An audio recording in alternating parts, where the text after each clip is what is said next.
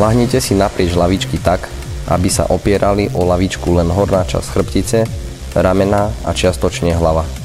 Do obidvoch rúk uchopíte jednu ručku tak, aby sa os činky nachádzala medzi palcami a prstami. Boky držíme voľne v priestore niečo málo pod úroveň ramien. Hrudný koš je v miernom vyklenutí von. Lakte sú mierne prehnuté. Nadýchneme sa a pomalým oblúkovitým pohybom spúšťame jednu ručku dozadu a dole pod úroveň ramien. Bez prestávky ideme rovnakým pohybom po tej istej dráhe naspäť a v druhej polovici tohto pohybu vydýchneme. Po krátkom momente pohyb opakujeme. Tento cvik môžete takisto vykonávať v ľahu na chrbte pozdĺž lavičky.